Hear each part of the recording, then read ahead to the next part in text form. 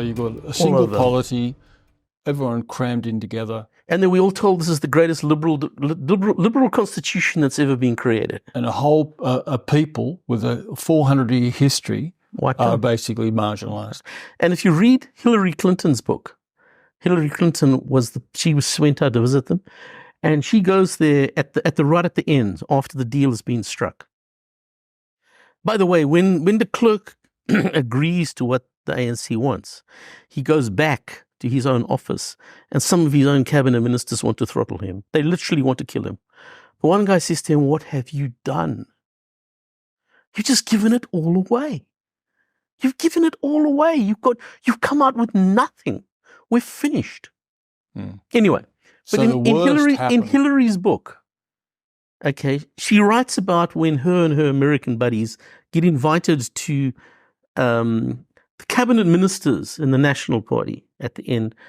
She's visiting South Africa now, and they invite her to come and have tea. And she describes going to have tea, and she says, I went into them because she said, they're such homely, nice people, these Dutch people, and they all sort of also so nice. And they took me into their kitchen, and they were making all these little kind of, ball cookies and things, and little Dutch sweet things, and getting it all ready.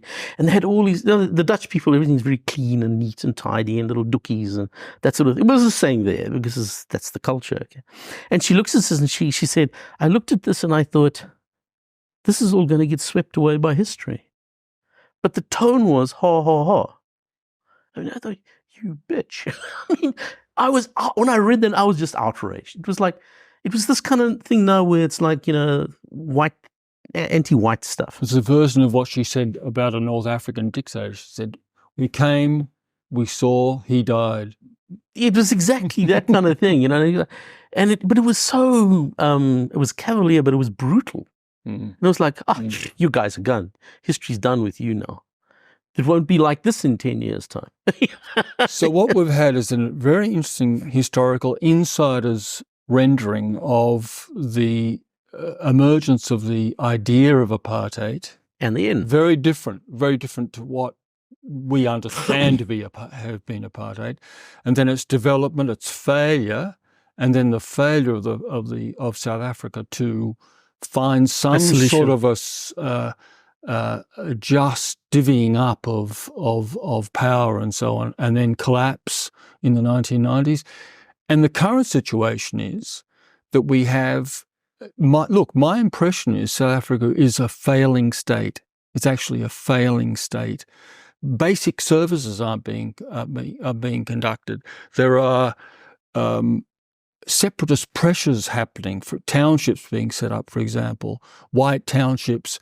Soweto is not solved, right? So there's a lot of discontent among the black masses.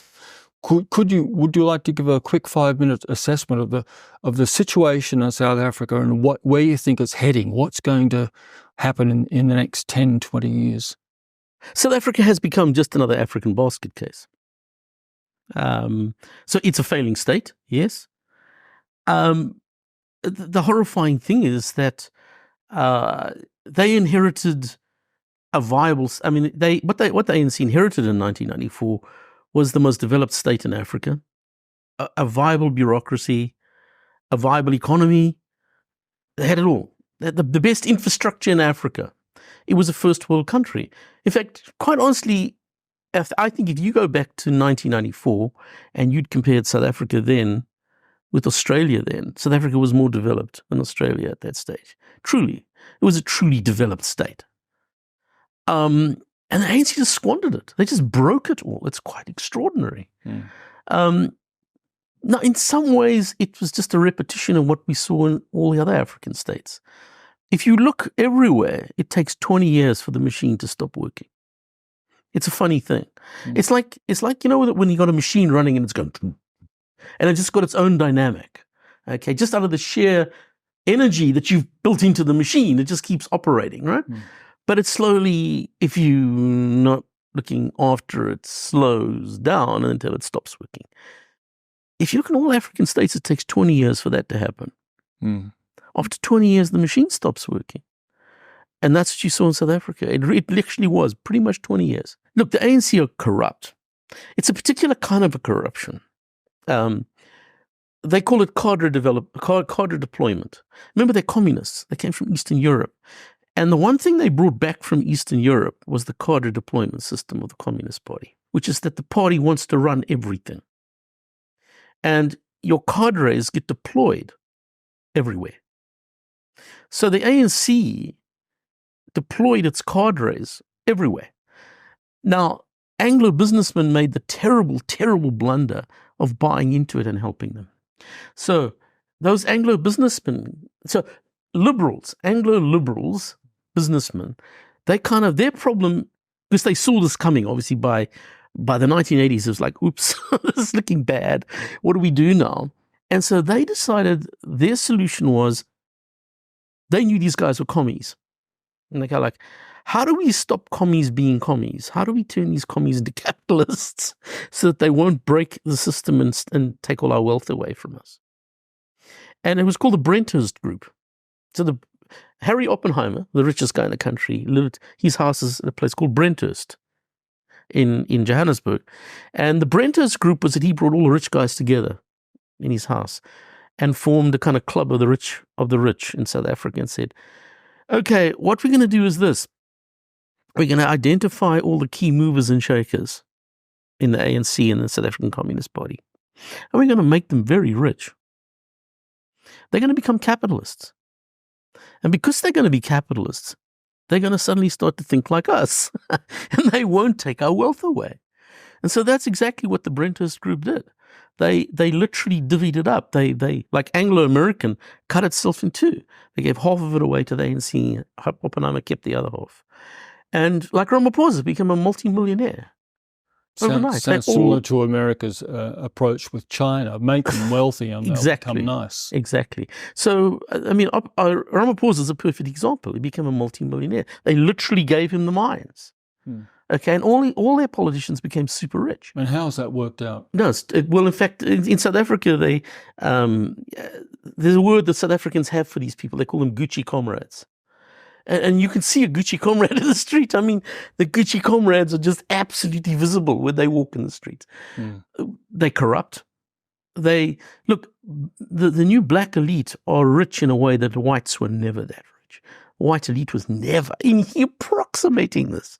I mean, they flaunt their wealth. They are just unbelievable. We're talking of a seriously affluent elite who like being affluent and who flaunt it all over the place. But it's never enough.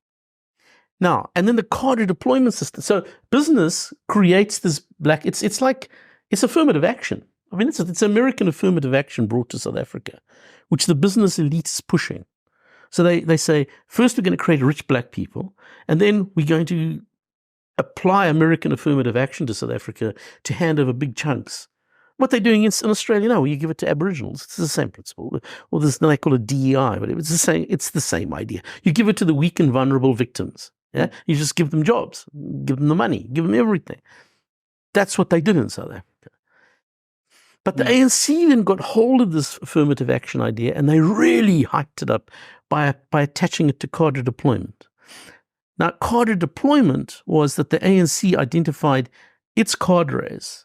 So the ANC would call it credibility. If you fought in a revolution on their team, you're a good dude. We're going to give you a great job. And Ramaphosa was the guy who ran the cadre deployment system. He was the chairman of the committee. Okay, so you give out the goodies, you give out the jobs to the people. So, and it wasn't just in the state. I mean, you do it there as well. It's all the civil service jobs, but it's all the parastatal jobs.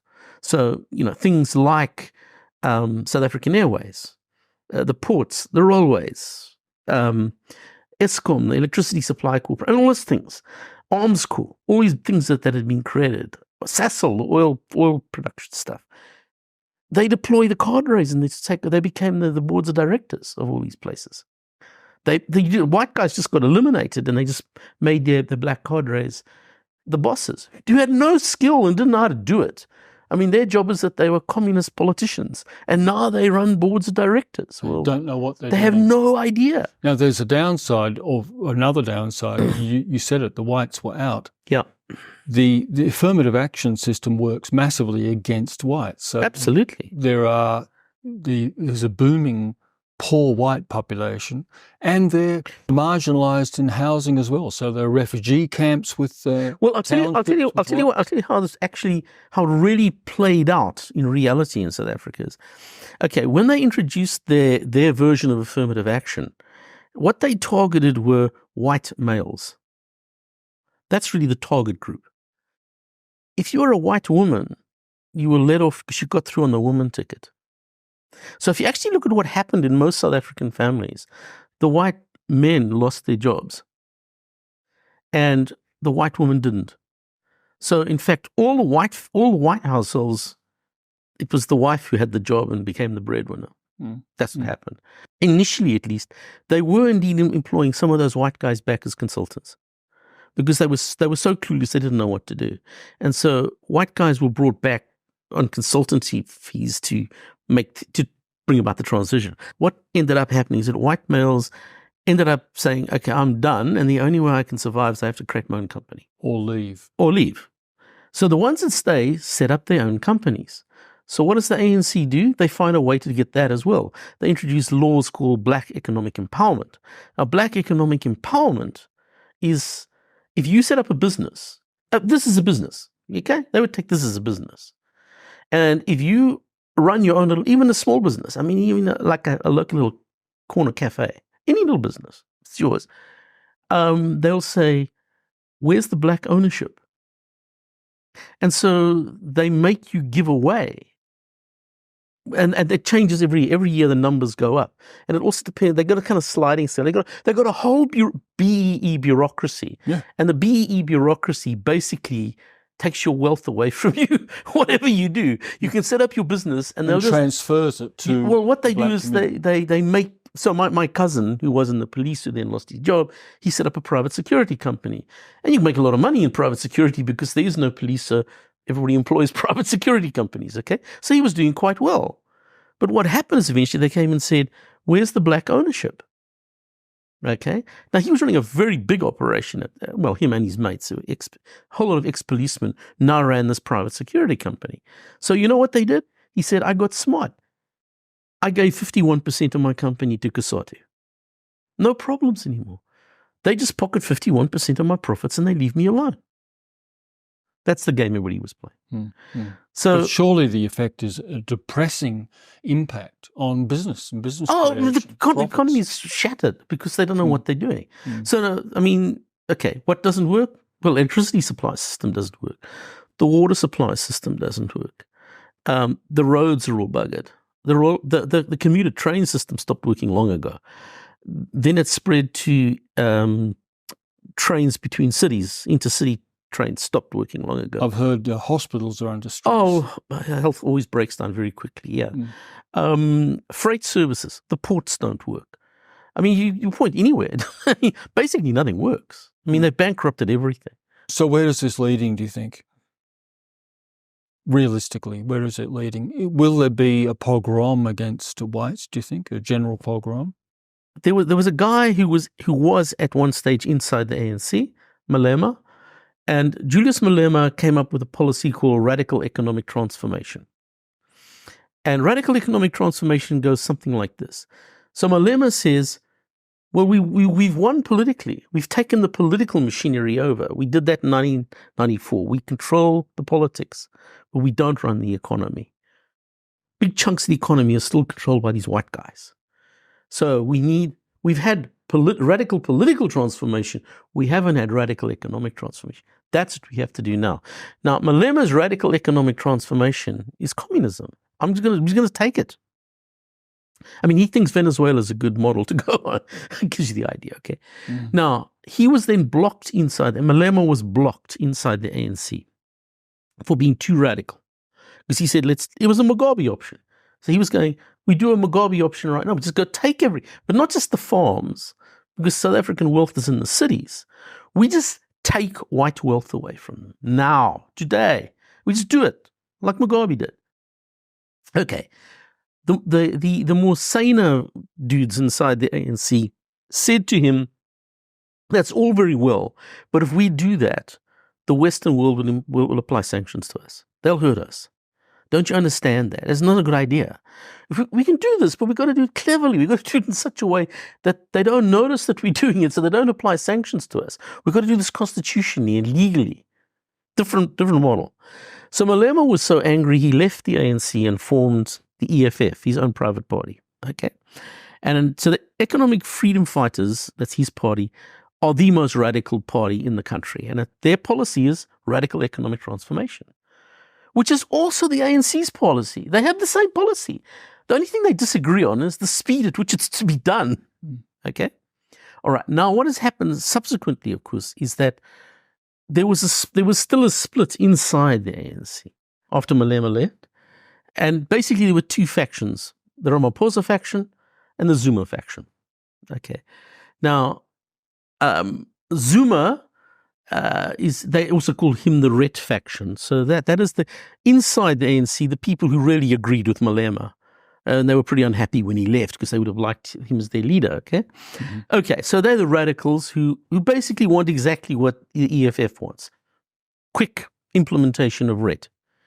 Ramaphosa's team are the moderates who are going, we'll do this gently and slowly so that the world doesn't notice what we're doing. We can't do a Mugabe because the Western world will hammer us. Let's do it slowly and sensibly. This turned into a huge fight inside the ANC.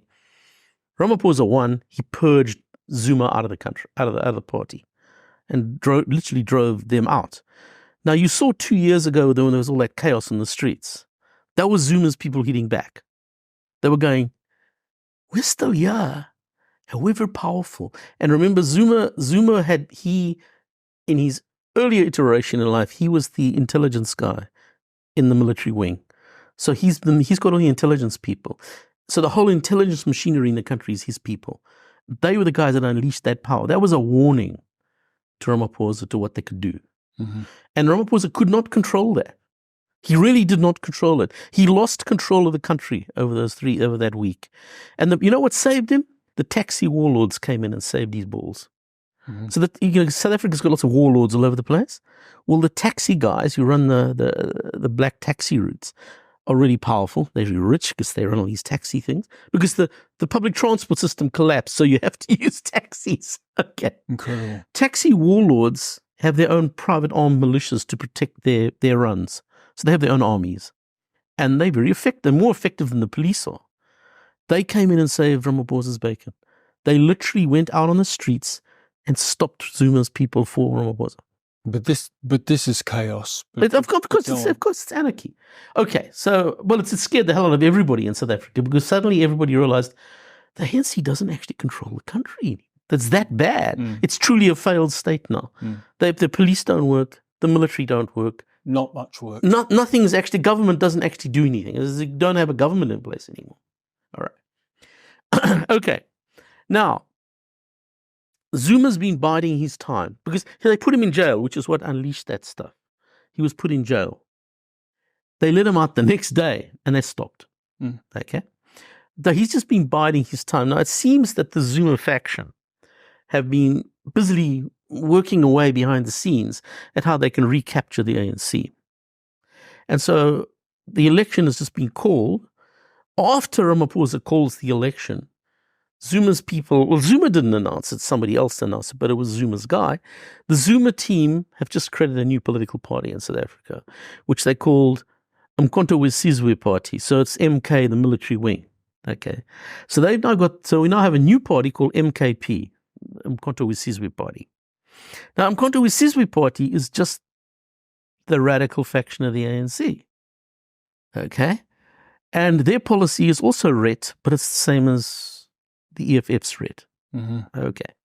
All right. Now we're looking at what is the polls are suggesting is about to happen. What we're going to end up with something like this. We're going to end up with the ANC dropping to 30-something% of the vote. So for them, that's a catastrophe because they've always been above 50%. So they're not going to get any close. The best they can hope for is 40%, but it's probably going to be in the 30s. However, what has happened is MK is doing unbelievably well. Zuma is a Zulu. Buthelezi, the guy I was telling you about, Buthelezi just died this year.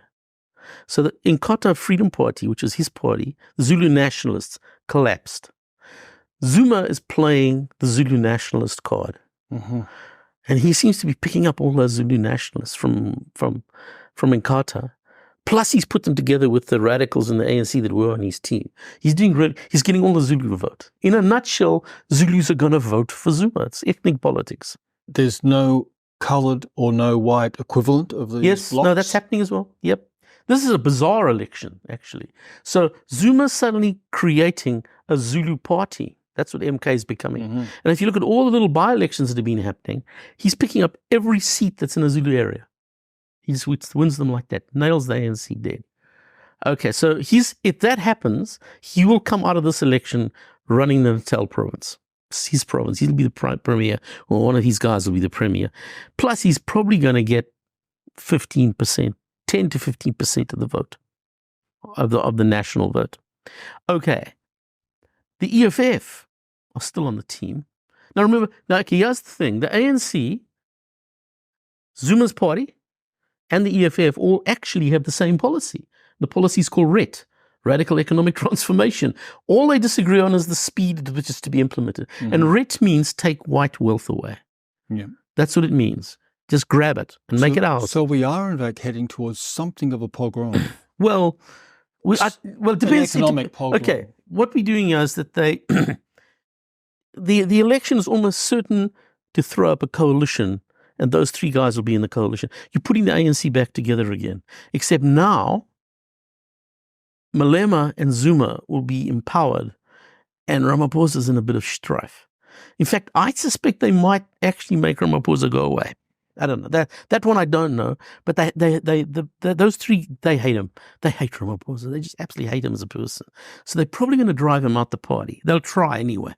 But even if he's in the party, there's no doubt RET's going to happen. It's going to happen now. And every white guy in the country now knows RET's about to hit them very hard, because that's where we're going to. And Ramaphosa won't be able to hold it back anymore. This must lead to further collapse, economic collapse. Oh, it's Venezuela. Yeah.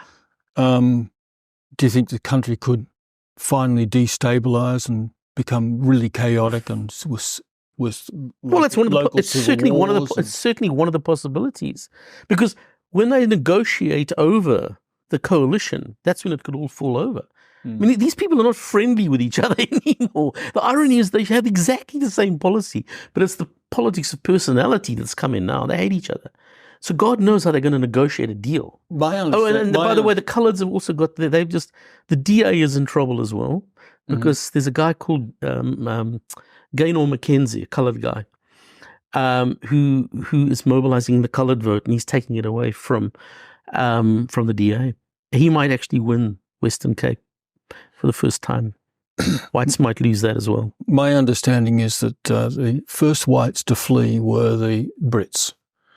They might love South Africa, but not as much as the Boers, as the Afrikaners.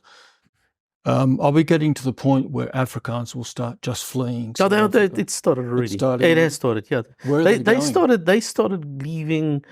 You started seeing the change. It started in dribbles about a decade ago, but it really picked up after that Zuma thing happened, when there was that chaos. Then people just out. Where can they go on? Not individuals, New Zealand, but on New mass. Zealand. They like New Zealand. Afrikaners like New Zealand. They might like it, but why would New Zealand accept them? I understand. No, I understand that. Where can they go? Well, they are moving. In fact, well, okay. Let's answer you this way. There is an organization which illustrates the shift quite nicely. There is a right-wing organization in South Africa called AfriForum. Their whole policy has been, how do we save anything for Afrikaners?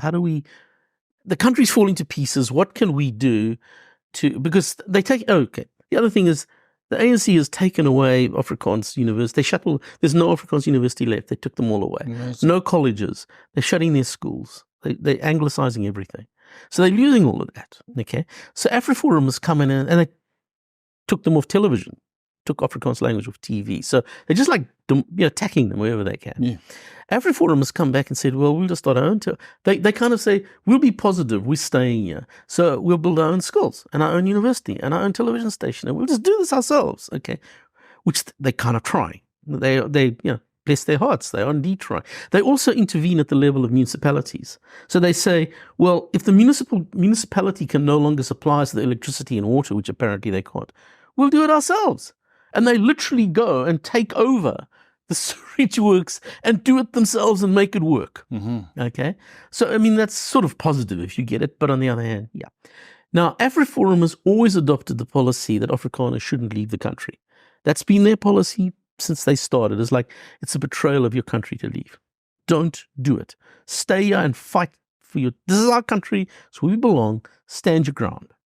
And collect, but join us as a team. We work on this together as a team. Okay, it's a nationalist model. They changed about, I would say that it was about the time that Zuma thing happened. So it was about 3 years ago when that happened, right?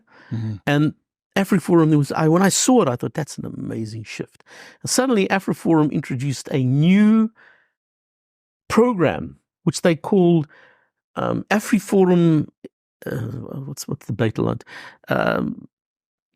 Outside the country. Okay, AfriForum outside the country. So they're now saying, so many Afrikaners are leaving that we can't stop it happening. They're all going to Australia. They're all going to New Zealand. They're going to Britain. There's even a word now. They call them, the kids are now being brought up speaking English, so they call them Anglicans. So the grandparents say, we can't speak to our grandkids anymore. Okay. And they say, well, that's okay. So AfriForum is trying to say, we will produce television programs in Afrikaans for the diaspora. And we will produce kiddies books for your kids in Afrikaans in the diaspora. They also they bring people, like to Queensland here. AfriForum actually bring performers here, Afrikaans performers, singers and drama and stuff like that, to try and keep the culture alive. But it sounds to me... But I mean, they understand where this is going. What I'm saying is they've seen the writing on the wall. It sounds to me as if they're in the final stages they understand, of dissolution. They understand the writings on the wall, yeah. And then you've got that thing where you've got the Cape Independence movement, which has suddenly come up. They're trying to get people at this election to vote to say the Cape wants its independence. As the one place where blacks are not in the majority. But they've left it too late, because it turns out that it looks like blacks have got the numbers up to the point where they might even win the Cape Town Metro. There's so many of them now. So they've kind of left that too late as well. And then there's a run here saying, well, we want our own little towns and municipalities. Yes. So there's a whole bunch of different projects where people are saying, we'll try and stay and make it work. But the very fact is, they know perfectly well that Afrikaners are leaving. I mean, they just are in large numbers. And when AfriForum now says, we have to just deal with that as a fact and try and find a way to... So they now run programs to help the grandparents cope with the fact that their kids now live in England. Okay, and the trauma of that. Clearly this has been a disaster, and one foreseen by the theorists of the 1930s. So they got it right. The nationalists, intellectuals got it right. Do you think it's reasonable to say that the way the outcome has been, in a way, a success for Black Africa? No, I think it's a disaster. A disaster for Black Africa. In what well, terms? I think material terms, economic terms. Well, I think what it's done is it's the fact that they inherited a viable working system and broke it. It surely must be embarrassing. I mean, yeah, but I think outside in the rest, don't you think being embarrassed is not a disaster? No, but then in the rest, yeah, but I think it does start to have an effect on they run the country. The rest of they won that. They're running the country. No, they got that. No, that's true. They got their country. Well, okay, for the black elite, it's wonderful. I mean, the black elite is living an unbelievably affluent life. You cannot believe how those people live. But I mean, for the average black guy, it's a disaster because they worse off. There's no question they worse off. I mean, the unemployment rate is like 36%. The population's booming. Yeah, that's right. Well, you see, they've lost control of the borders. That's one of the other things they lost control of. They literally don't control the borders. So people are just pouring over the borders. Millions are pouring over the borders. So if you go into this, in fact, there's now a lot of xenophobia, huge amounts of black xenophobia. So black South Africans hate all other blacks from the rest of Africa now. and kill them. There have been riots. There have been riots. Well, it started way back. I mean, that's been going on for some time because they lost control of the border quite quickly. And the first signs it was happening is when the commuter trains were still running, okay, before they broke that, they would find dead bodies all along the tracks. And the word that South African blacks use to describe foreign blacks, particularly Nigerians, I really hate Nigerians because there's lots of them. And they call them amakwira. And amakwira means the people who speak funny. But actually what it means is the people who take our jobs. That's what it means. And so what they would do is they would get on the commuter trains and they'd go up to someone. And so there's basically 4 main groups of languages in South Africa. And they just speak to them in the local lingo. And if the guy can't speak in the local lingo, they just take him, chuck him off a train. Just like these bodies all on the track. That's where it started. But I mean, yeah, they do burn their shops down and they burn them out of their houses and they do all kinds of terror. This is really quite serious xenophobia. They have a migration problem too. Well, you were saying earlier that the original model or vision of apartheid was actually an immigration policy. Well, the closely connected. Well, the words that the National Party always used, right back from the 1950s, and what they used against Smuts government when they came in 1948 is they said, we do orderly urbanization and you don't. So they're saying, if urbanization has to happen, we must do it in an orderly way. You don't just let people pour in. You don't have mass migration. You plan and you bring them in, and only when there are houses do you let them in. Only when there's jobs do you let them in. You don't just let them in. So they always called it orderly urbanization. That's what they called their migration policy. It was, of course, a migration policy. It was all about not just creating these separate states, but once you they understood perfectly well that what South Africa was what we see in the wider world. European white guys, we make wealth. We make economies that work. Europe works. America works. South Africa works. Australia works. Yeah. The third world looks at these places and goes, jobs. We want to go there. Of course they do. I mean, that was the irony during apartheid, when apartheid was supposed to be this terrible, evil Nazi place that's killing black people. And every black guy in Africa wanted to go there. Yeah. Well, I mean, give me a break. In fact, their problem was to keep them out. So it was a migration policy. And orderly urbanization said, you don't just let them over the border. And so the Nats invested enormous energy in policing these borders and policing the borders between white South Africa and the homelands they were creating. Yeah. And of course, that all fell over. So you've taken us through an incredible historical journey. Thank you very much for that. You've taken us through this progressive loss of control of the borders and the failure to establish territorial separation, which resulted in chaos. Thanks very much. It's a little bit depressing, I have to say, but most interesting. Thank you very much, Eric. Oh, great. Appreciate it. Thanks for watching. Professor Louw's fascinating history lesson reminds us of the dangers of complacency. Many white South Africans today are trapped in a terrifying situation which is deteriorating. They have become a hated, marginalised minority discriminated against by the government in their own country. This could have been avoided, but to do so would have required difficult belt-tightening under the leadership of loyal elites. It may be too late to save South Africa. It is not too late to save Australia. The British Australian community is fighting against those who seek to tear down our Western European Christian-based society, which, whilst not perfect, has been the basis of our amazing country. The legitimate interests of white people as a whole are under attack. The right to have our own country, the right to have our children taught pride in that country, and much more. The British Australian community represents and advocates for the collective interests of all European-descended Australians. If we don't defend them, who will? Membership currently works out at rather less than $1 per week. If you want to do more, we would love to hear from you. We'll put the links in the description and look forward to seeing you as a member. This video has been proudly produced by the British Australian community.